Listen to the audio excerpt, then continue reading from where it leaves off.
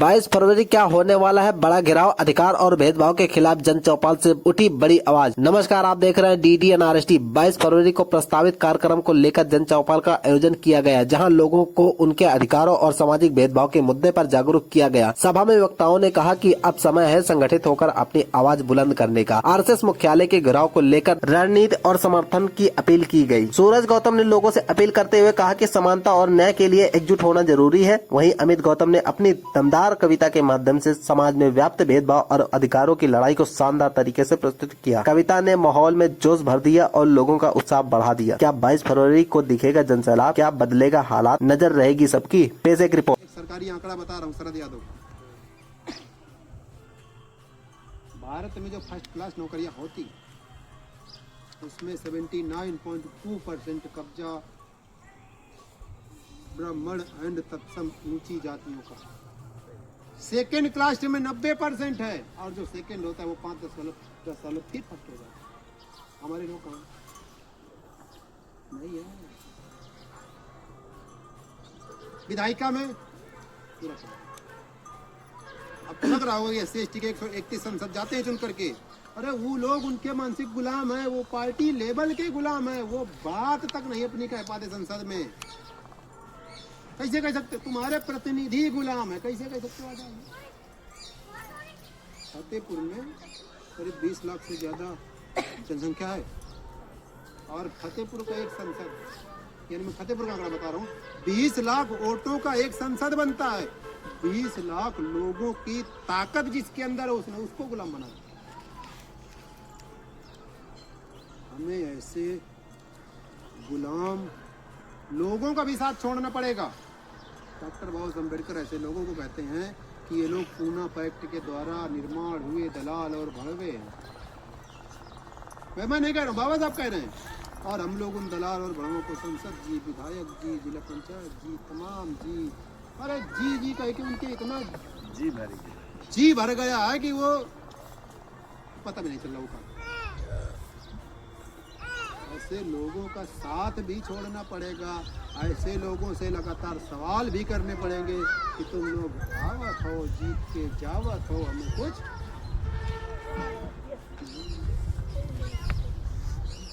सवाल करने वाले लोगों को ये महापुरुष तैयार करना चाहते थे।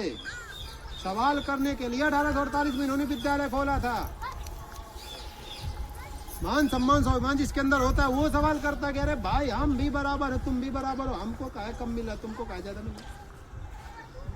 ऐसे लोगों को, ऐसे लीडरशिप का ये महापुरुष निर्माण करना चाहते थे। अगर आप लोग गांव-गांव तक विचारधारा पहुंचाते हो और गांव-गांव तक आंदोलन करते हो तो अभी जो मैं बता रहा था कि जितनी बनी हुई संख्या है, जितनी इकट्ठी की हुई ताकत है, इस ताकत के दम पर हम लोग RSS के हेडक्वार्टर नागपुर को 22 फरवरी को घेराव करने काम कर रहे हैं। जितनी हमारी ताकत है उतनी ताकत से हम लोग 10 लाख 20 लाख लोग ले जाकर उसके हेडक्वार्टर को घेरने का काम करेंगे और कहेंगे कि तुम इस देश के मूल निवासी नहीं हो, हमारे धनधरती राजपथ पर तुम्हारा अधिकार नहीं है, तुम इस पर क्यों कब्जा किए हो? संविधान के द्वारा जो मिले मौलिक अधिकार हमको मिले हैं उनका भी तुम लोग हनन कर रहे हो।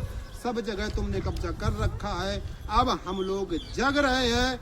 ये तुम्हारा जो चरित्र है, ये चलने वाला, ये जो तुम्हारा चाल चलन है, ज्यादा दिन तक चलने वाला नहीं है। हम लोग गांव-गांव तक जा रहे हैं। ये वीडियो बन रहा है। मैं RSS के हेडक्वार्टर को और उसके चीफ को मोहन भागवत को ये चेतावनी देना चाहता हूँ कि हम लोग गांव-गांव तक अपना संगठन पहुंचा रहे हैं। हम लोग जल्द ही 2030 तक अपने समाज को जागृत कर लेंगे और 2030 को हर गांव, गली, चौराहे, मोहल्लों में सड़कें जाम करेंगे। आप लोग को मजबूर कर देंगे देश से जाने के लिए।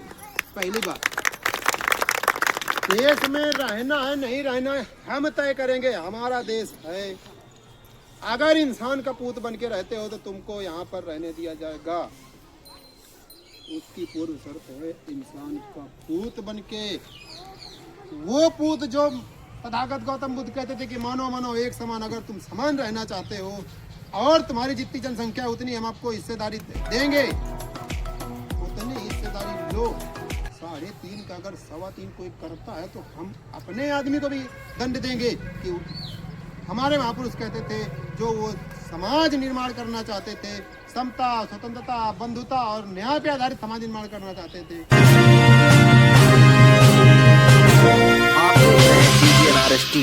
तो हम आपके साथ भी समानता करेंगे, आपको भी आपकी जनसंख्या के अनुसार हिस्सेदारी देंगे, बशर्ते आप इंसान का पूत बन के रहेंगे। तो आप लोगों से निवेदन है, आप लोग गांव-गांव तक आंदोलन को पहुंचाने का काम करेंगे। हम बोलकर जा रहे हैं, अपने तक न रखिए, इस पर समीक्षा करिए। क्या हमको आज़ादी चाहिए? अगर चाहिए तो इन महापुरुषों को पढ़ना होगा, इन महापुरुषों के कहे अनुसार चलना होगा। ये महापुरुष जो चाहते थे उसको पाने के लिए आपको आंदोलनों में आना होगा। तो 22 फरवरी 2026 को जो आंदोलन आरएसएस के हेडक्वार्टर नागपुर में हो रहा है, वहाँ पर भी बड़े पैमाने पर यहाँ से लोगों को लेकर जाना होगा। आप लोग जाइए, आप लोग हमारे साथ चलिए, हम आपको वहाँ पर लेकर चलेंगे। आज़ादी चाहते हो तो जाओ। एक बात और, ब्राह्मण हमारे लोगों से कहता है कि आपका उद्धार करने वाला आएगा। आ जाओ।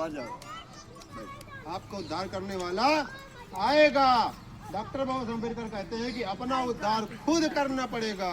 स्वतः का उद्धार करना चाहते हो तो अपने अपने हिस्से की लड़ाई लड़ना पड़ेगा। अपने अपने के हिस्से की लड़ाई लड़ोगे, आज़ादी मिलेगी। तब ही आज़ादी मिलेगी जब अपने हिस्से की लड़ाई लड़ोगे। हम आपके हिस्से की लड़ाई लड़ने वाले नहीं हैं, अपने हिस्से की लड़ाई लड़ेंगे। आप हमारे साथ आओ, आप भी अपने हिस्से की आज़ादी चाहते हो तो लड़ो, और जो अपने हिस्से की आज़ादी चाहता है वो लड़े। 22 फरवरी को नागपुर चले। इसके साथ मैं अपनी बात खत्म करता हूँ। आपने मुझे ध्यान से सुना। जय भारत, जय मनवासी, जय संविधान। मैंने कविता लिखी थी कि हम बहुत समझाई थे तुमका गहराई से अपनी बात का, और तुम समाज में जहर घोलत हो जात पात का।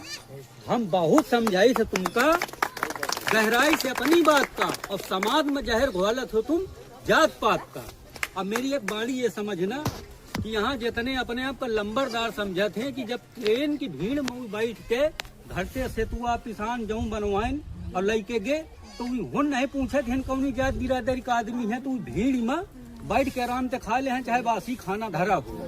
तो मेरी आगे वाली पंक्ति ये समझना कि हमारे साथ हैं बैठ के नहीं खा सकते हो छोला और पनीर, और ट्रेन की भरी भीड़ में बैठ के खा ले तो बासी भात का, और तुम कहे नहीं समझते हो गहराई से हमारी बात का, और समाज में जहर भावत हो तुम जात पात का।